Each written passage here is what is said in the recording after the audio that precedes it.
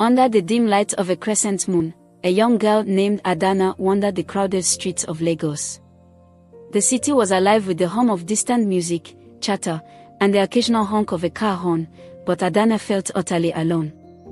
She had been orphaned at the age of 6 when a terrible illness swept through her village, claiming her parents' lives. The streets had become her home, a harsh teacher in survival, but her soul remained unbroken, guided by the faint hope of a better tomorrow. One cold evening, as she huddled beneath a worn-out blanket, she caught the eye of a passerby, a wealthy businessman named Chief Olawu. He was a tall man with broad shoulders, known throughout Lagos for his wisdom and generosity. Chief Olawu had everything: wealth, power, and a beautiful daughter named Ife, but his heart was heavy with an unspoken sorrow. As his eyes met Adana's, something within him stirred. He saw not just a homeless child but a spirit that refused to be crushed by the weight of the world. Without hesitation, Chief Olawu approached Adana, kneeling beside her. "My child," he said softly, "what is your name?" "Adana," she whispered, her voice hoarse from lack of use. "You should not be out here alone," Chief Olawu continued, his voice filled with a mix of concern and resolve. "Come with me. From now on, you will be my daughter." Adana's eyes widened in disbelief. Could this be real? Could her days of hunger and fear finally be over?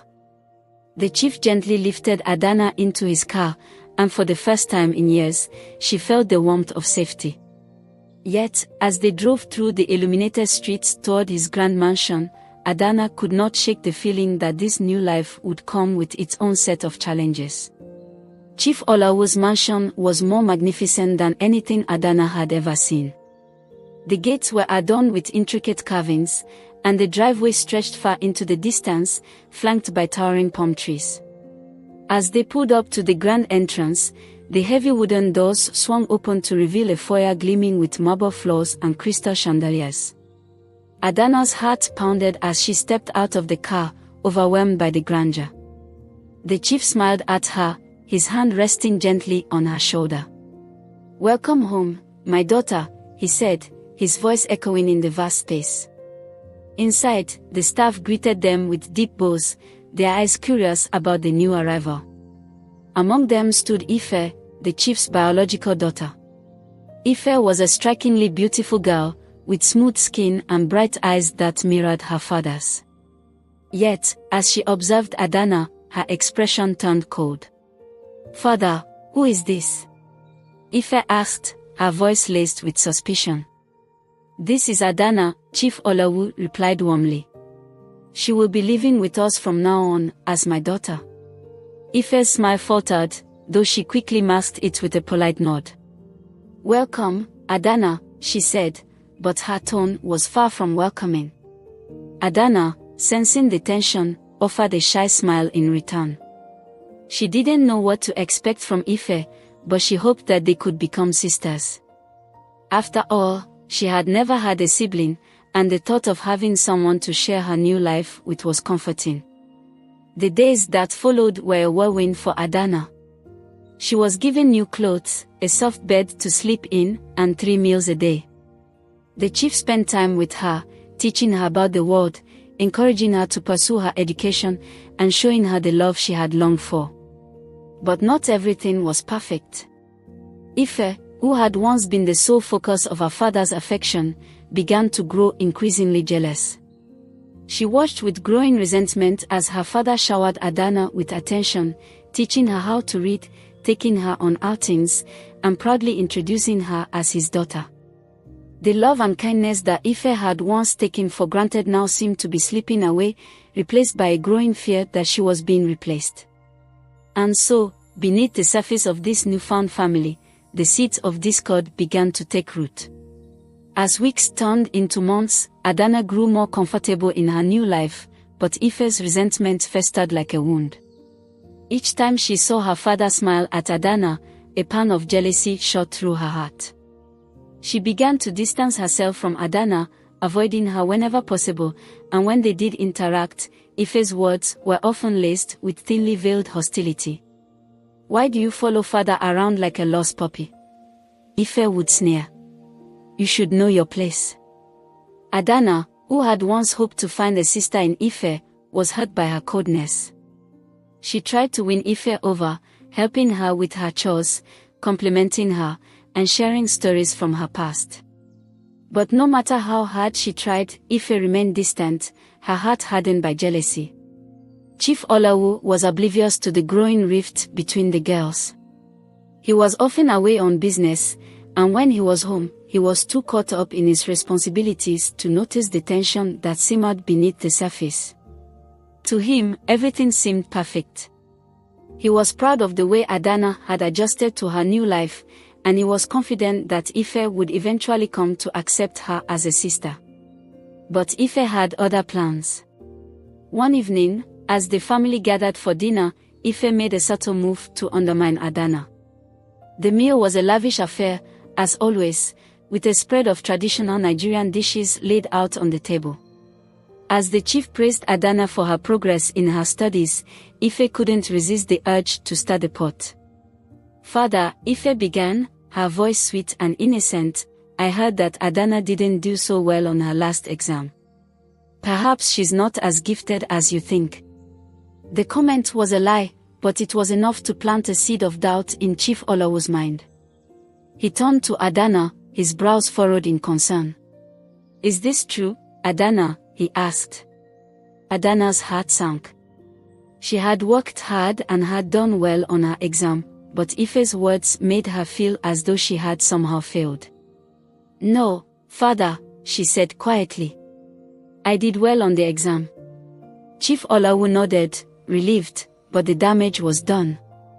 Ife's words had created a crack in the foundation of trust between Adana and the chief, and she knew it. Ife, satisfied with the small victory, smiled to herself. This was just the beginning. She would not let Adana take her place in her father's heart without a fight. The mansion, with all its luxury, began to feel more like a prison to Adana. Despite the love she received from Chief Olawu, Ife's subtle cruelty was a constant reminder that she did not truly belong.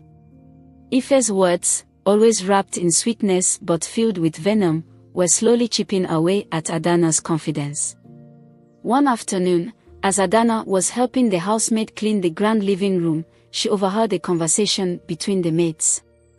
They spoke in hushed tones, not realizing that Adana was nearby. "Did you hear about Ife?" one maid whispered. "She's been saying terrible things about Adana to the chief.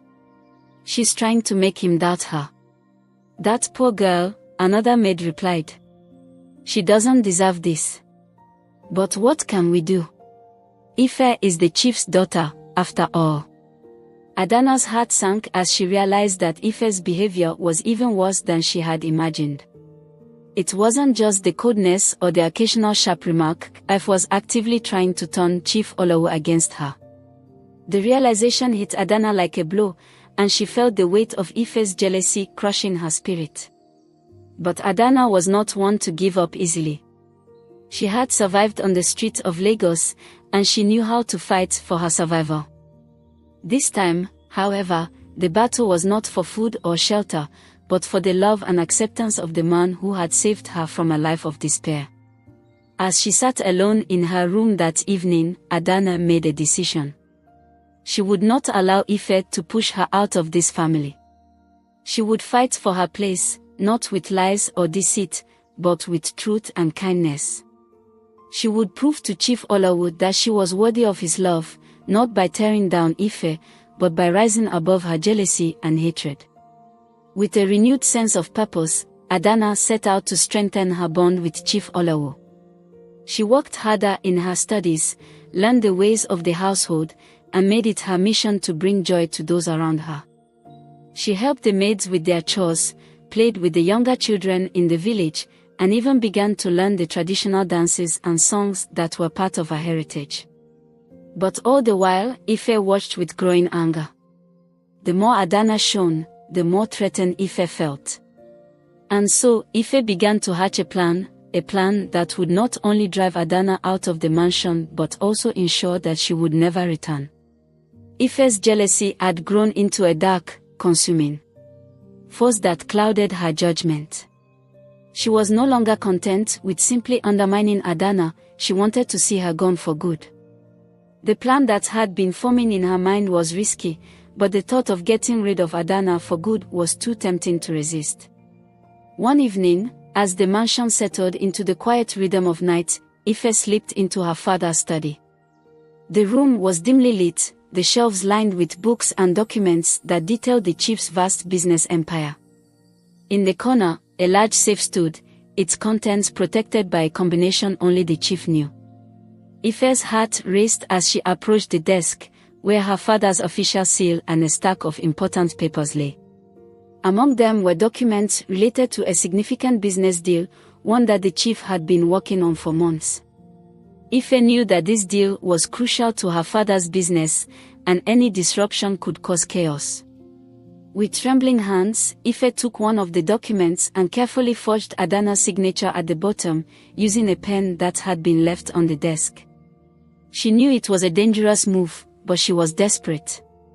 If the deal fell through and her father found out that Adana's name was on the document, he would have no choice but to send her away. The next morning, the household was bustling as usual, but Ife was unusually quiet. She watched with bated breath as the chief prepared to leave for his office, the forged document tucked safely into his briefcase. Adana, unaware of the storm that was about to break over her, smiled warmly at the chief as he kissed her on the forehead before heading out. Hours passed, and Ife waited anxiously for the fallout. When the phone finally rang in the late afternoon, she felt a jolt of fear mixed with excitement. The call was from her father's office. "Adana," the butler called out as he answered the phone. "The chief wants to speak with you." Adana, who had been reading in the living room, stood up, puzzled.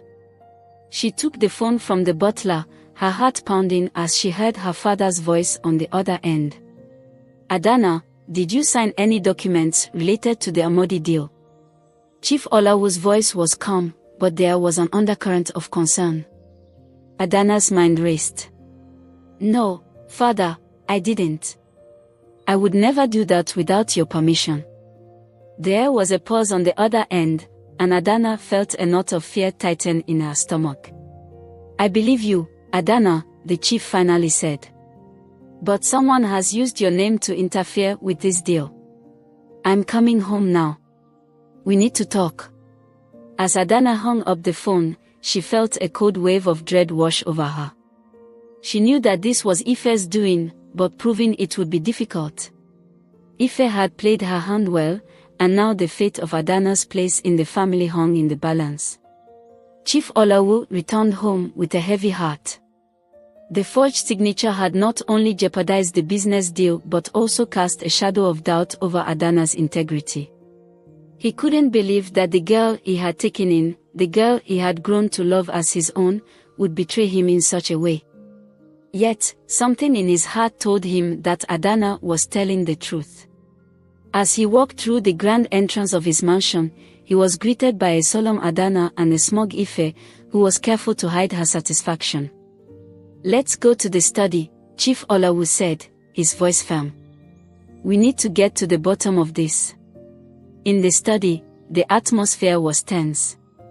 Adana stood with her hands clasped in front of her, her eyes downcast, while Ife watched from the corner, pretending to be concerned. "Adana," the chief began, "I want to believe you, but I need to know how your signature ended up on that document. Can you explain?" Adana looked up, her eyes filled with determination. "Father, I swear to you, I did not sign that document. I would never do anything to hurt you or your business. Someone must have forged my signature." Ife's eyes narrowed as she listened to Adana's defense. She had hoped that Adana would crumble under the pressure, but instead, she was standing her ground. Ife realized that she needed to act quickly if she wanted her plan to succeed. "Father," Ife interjected, her voice soft but insistent, "perhaps Adana doesn't even realize what she's done. Maybe someone tricked her into signing it without her knowing." Chief Olawu turned to Ife, his eyes filled with a mixture of surprise and suspicion. "What are you suggesting, Ife?" Ife hesitated for a moment, then continued, "Maybe someone from the office brought the document to her, and she signed it without understanding what it was. It's not her fault, but it still happened." Adana's eyes widened in shock. "That's not true," she exclaimed. "I never signed anything." "Ife, why are you lying?" Chief Olawu held up his hand to silence them. He was torn between his two daughters, one who had been with him since birth, and the other who had brought a new light into his life. But as he looked into Adana's eyes, he saw a truth that could not be denied. "Ife," he said slowly, "are you sure you're telling me everything?"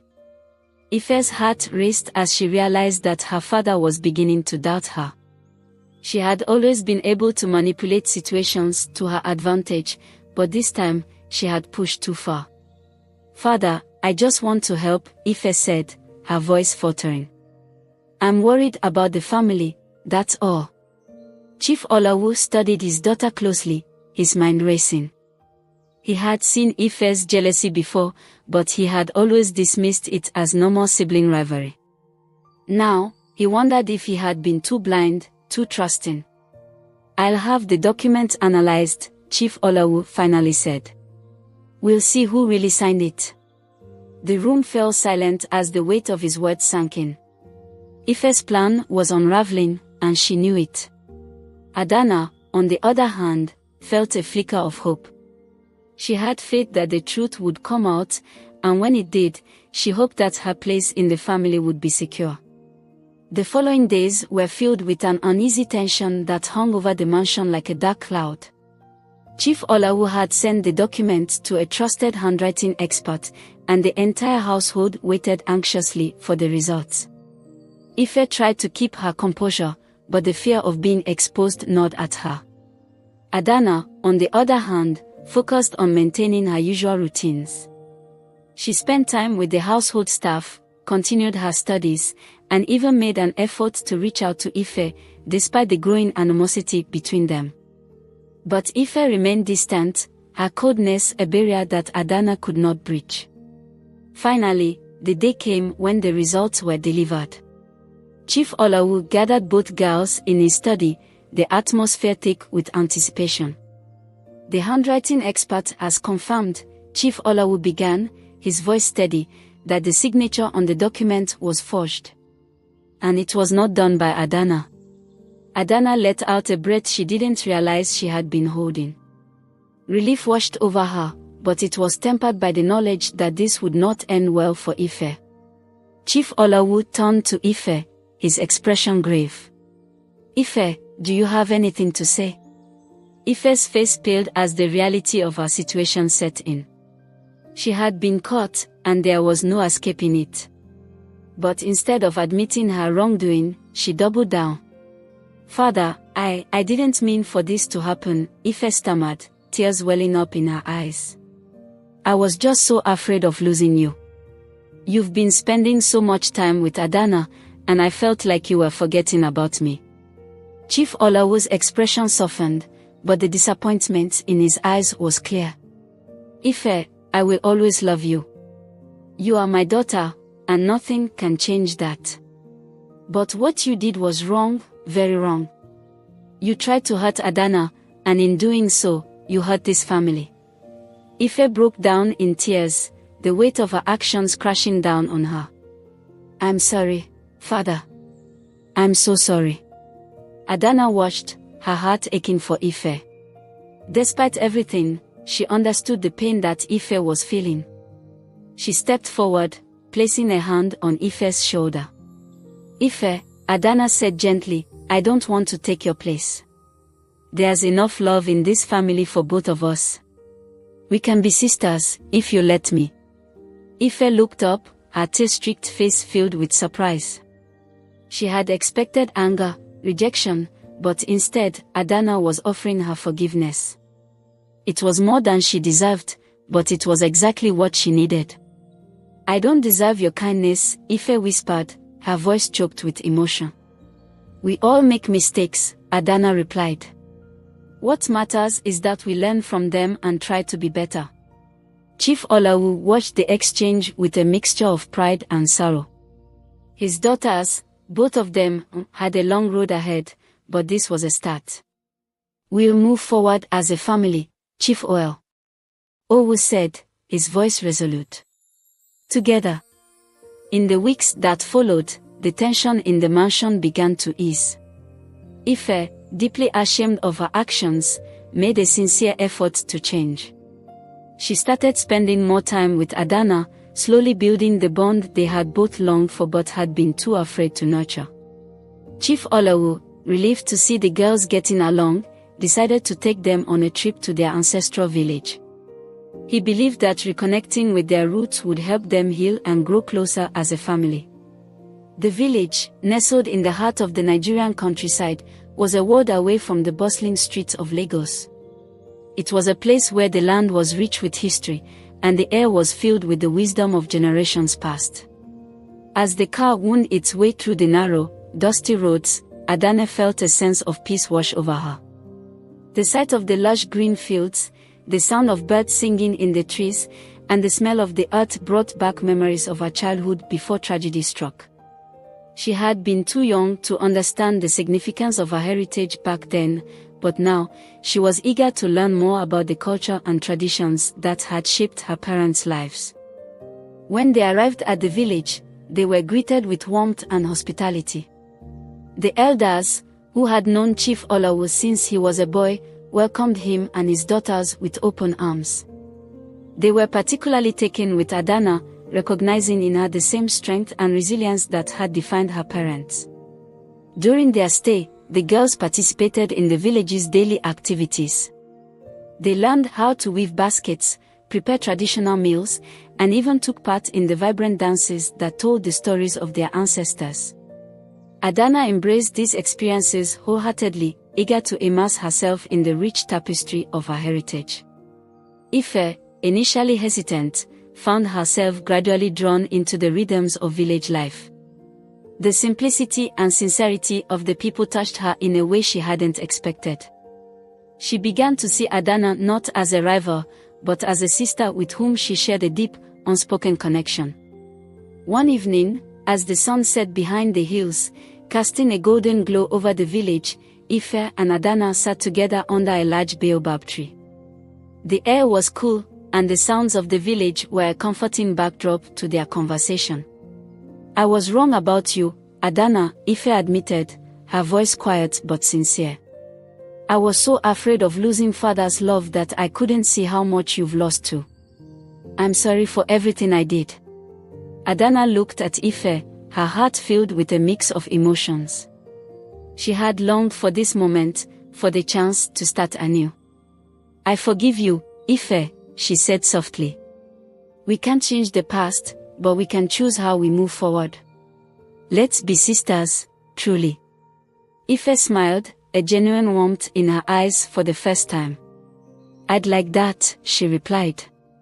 I'd like that very much. The bond between them, once fragile and strained, was beginning to solidify. It wasn't perfect, and it would take time to fully heal, but they were both willing to put in the effort. They had learned that love wasn't something that needed to be fought over, it was something that grew stronger when shared. After their transformative stay in the village, the family returned to Lagos with renewed spirits. The once palpable tension between Ife and Adana had dissipated, replaced by a budding friendship. The mansion, which had felt cold and oppressive at times, was now filled with laughter and warmth. Chief Olawu noticed the change in his daughters and felt a profound sense of relief. He had always believed in the power of love and family, and now he saw that belief reflected in the harmony that was beginning to take root in his home. He was proud of the way Ife had taken responsibility for her actions and how Adana had shown grace and forgiveness. Adana, for her part, threw herself into her studies with renewed vigor. She was determined to make the most of the opportunities that had been given to her. Chief Olawu, recognizing her potential, hired private tutors to help her excel in her education. Adana's days were filled with learning, mathematics, literature, science, and history.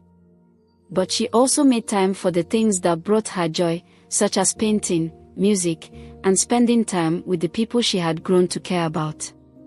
Ife, too, found new interests. She began to volunteer at local charities, helping children who, like Adana, had lost their families. This work gave her a sense of purpose and fulfillment that she hadn't felt before. She started to understand that there was more to life than wealth and status, that true happiness came from giving and connecting with others. As the months passed, the bond between the two sisters deepened. They shared their dreams, fears, and hopes with each other, and supported one another through the challenges they faced.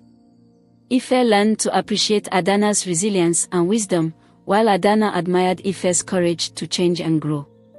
One day, as they sat together in the garden, Ife turned to Adana with a thoughtful expression. "Adana," she began, "have you ever thought about what you want to do in the future? I mean, beyond your studies?" Adana smiled, her eyes brightening at the question. "I have, actually.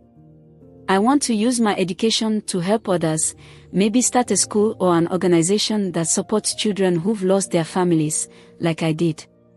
I want to give them the same chance that I was given."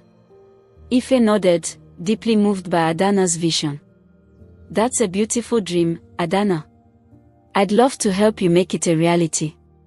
Adana looked at Ife, gratitude filling her heart. "Thank you, Ife. That means a lot to me." The sisters spent the rest of the afternoon discussing their plans, their ideas intertwining and growing into something bigger than either of them had imagined. They realized that together, they could achieve great things, things that would not only change their lives but also the lives of countless others. The bustling city of Lagos was preparing for one of its most celebrated events, the Festival of Unity, a grand celebration that brought together people from all walks of life to celebrate the rich culture and heritage of Nigeria. The streets were adorned with colorful banners, and the air was filled with the sounds of drums, flutes, and laughter. It was a time of joy, community, and togetherness. For Adana and Ife, the festival represented more than just a cultural event. It was a symbol of the unity they had found as sisters, and they were eager to participate in the festivities together. Chief Olawu, too, was looking forward to the celebration. He had always been a strong supporter of the festival, believing that it was a powerful reminder of the strength that came from embracing diversity and working together. On the day of the festival, the mansion was abuzz with excitement. The staff prepared a feast of traditional dishes, and the girls dressed in vibrant, beautifully embroidered outfits that reflected the colors and patterns of their heritage. Adana wore a deep blue dress adorned with gold accents, while Ife's outfit was a bright, fiery red. They both wore matching girly headpieces, symbolizing their unity and shared purpose. As they made their way to the festival grounds, the girls marveled at the sight before them. The streets were alive with dancers, musicians, and performers, each showcasing their talents in a dazzling display of culture. Stalls lined the sidewalks, offering everything from handmade crafts to delicious street food. The air was thick with the scent of jollof rice, suya, and fried plantains, making their mouths water. Chief Olawu led the way, his daughters by his side, as they made their way through the crowd. They were greeted by friends, neighbors, and even strangers who recognized the chief and were eager to offer their respects. It was a reminder of the deep roots that connected them all, a bond that transcended wealth, status, and background. As the sun began to set, the festival reached its peak. A large stage had been set up in the center of the square, where performances and speeches were held. The crowd gathered, eager to witness the evening's main event, a traditional dance competition that featured groups from different regions of Nigeria. Adana and Ife watched in awe as the dancers took to the stage, their movements fluid and graceful, telling stories of love, struggle, and triumph. The rhythm of the drums pulsed through the air, drawing everyone into the energy of the performance. At the end of the competition, a group from the Igbo region was declared the winner. The crowd erupted in cheers, and the dancers, beaming with pride, took their bows. Chief Olawu, who had been invited to present the prize, stepped onto the stage with a wide smile. As he handed the trophy to the leader of the dance group, Chief Olawu took a moment to address the crowd. Today, we celebrate not just our rich culture, but also the spirit of unity that binds us together. It is this unity that makes us strong, that allows us to overcome challenges and build a brighter future. Let us always remember that we are stronger together. The crowd erupted in applause, and Adana and Ife felt a surge of pride for their father. His words resonated with them deeply, reinforcing the bond they had worked so hard to build. As the night wore on, the festival continued, with music, dancing, and laughter filling the air. Adana and Ife danced together, their hearts light and their spirits high. They knew that the road ahead would not always be easy, but they were ready to face it together. As they twirled and spun under the starry sky, they felt a profound sense of belonging, not just to each other, but to something greater, a family, a community, a legacy. They were sisters, bound not by blood, but by love, respect, and a shared determination to make the world a better place. And in that moment, as they danced in the glow of the festival lights, they knew that they had found something truly precious, a new beginning, filled with hope, unity, and endless possibilities.